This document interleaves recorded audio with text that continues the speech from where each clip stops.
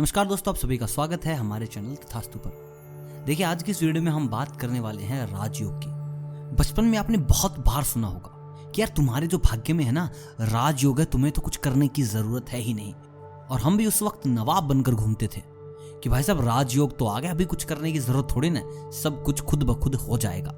तो देखिए, आज मैं आपको बताने वाला हूं कि ये राजयोग होता कैसे है, ये योग कैसे बनते हैं, ये राजयोग का आप दुर्योग कैसे बना देते हैं। मतलब कि जो आपके भाग्य में लिखा हुआ है वो आपको मिलता ही नहीं।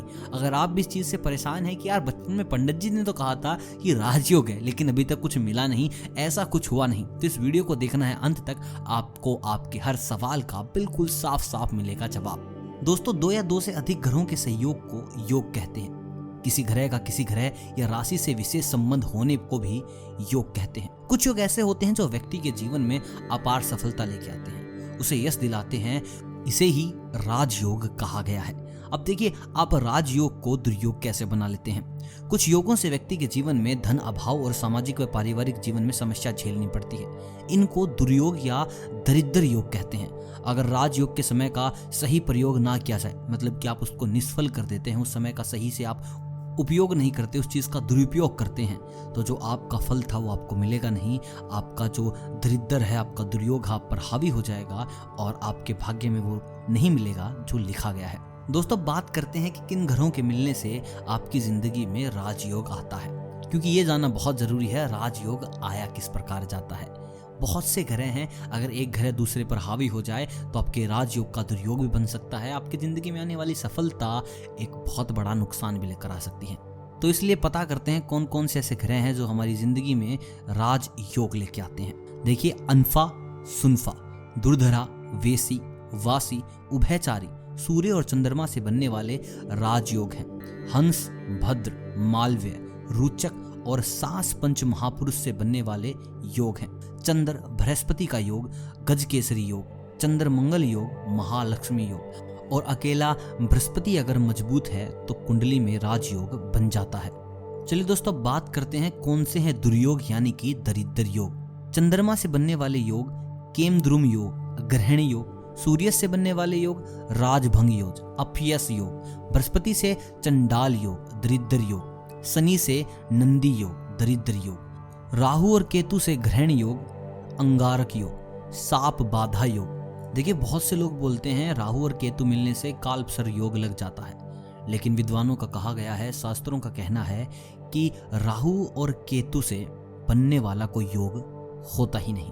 चलिए बात करते हैं, अगर ये योग लग जाएं तो इनसे बचाव कैसे होगा, कैसे हम अपनी रक्षा कर सकते हैं। देखिए, जो लोग वास्तु में यकीन करते हैं उनको पता होगा, एक योग आपकी जिंदगी की कुंडली को बदल सकता है। आप चाहे कितनी ही ऊंचाइयां छू ले, अगर आपकी जिंदगी के योग सही नहीं है तो आपको नीचे गिरना ही पड़ेगा। अगर आपकी जिंदगी के योग सही हैं, फिर आप चाहे कितने ही दर दर की ठोकरें खाएं, एक दिन आप ऊपर जरूर जाएंगे। चलिए अब बात करते हैं ऐसे कौन से उपाय हैं जिनके चलते हम दुर्योग से बच सकते हैं। घर के मुख्य द्वार पर स्वास्तिक लगाएं। देखिए, बहुत जरूरी है स्वास्तिक लगाना। घर के मुख्य द्वार पर स्वास्तिक लगाएं। माता पिता और जीवन साथी का सम्मान करें। अगर आप अपने माता पिता का सम्मान कर रहे हैं, अपने जीवन साथी का सम्मान कर रहे हैं, तो आपके जीवन में कभी भी दुर्योग नहीं लगेगा। आपका जो राज्य योग है वो रहेगा। उसके बाद आता है 3 धातु का छल्ला मध्यम उंगली में, 3 धातु का कड़ा हाथ में धारण करें। देखिए, बात करें 3 धातुओं की तो वो आपकी जन्म पत्री के हिसाब से आपको मिलेगा। आप ऐसे ही कुछ भी धातु अपने हाथों में नहीं पहन सकते, किसी भी धातु का कड़ा ग्रहण नहीं कर सकते। सबसे पहले आपको कुंडली के अकॉर्डिंग देखना पड़ेगा कि कौन सी धातु आपके घरों के अकॉर्डिंग बिल्कुल सही है। अगर दुर्योग आप पर बहुत ज्यादा हावी हो चुका है, अगर आपको लगता है कि आपका हर एक बनता काम बिगड़ जाता है, लेकिन पंडित जी ने तो कहा था कि आपके बेटे की कुंडली में तो राजयोग है, तो दोस्तों आपको इस दुर्योग को दूर करने के लिए गजेंद्र मोक्ष का पाठ करना पड़ेगा। अगर आप गजेंद्र मोक्ष पाठ कर रहे हैं तो आपकी जिंदगी से दरिद्र योग और ये जो दुर्योग है ये दूर हो जाएगा। धन की दरिद्रता होने पर कनक धारा स्त्रोत पढ़ें।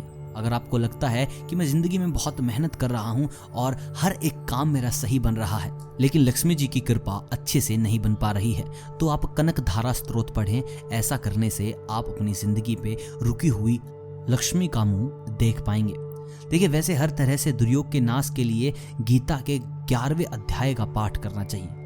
देखिए, बहुत विद्वान इंसानों ने कहा है कि गीता के अंदर इंसान की आत्मा को साफ करने की ताकत है। अगर आपको लगता है कि आपके जो दुर्योग है आपका बिल्कुल भी पीछा नहीं छोड़ रहे, हर वक्त आपकी बाधा बनकर आपके सामने खड़े हैं, आपकी सफलता का सबसे बड़ा रोड़ा बने हैं, तो आप गीता के 11वें अध्याय का पाठ कीजिए और आपकी जिंदगी से दुर्योग चला जाएगा।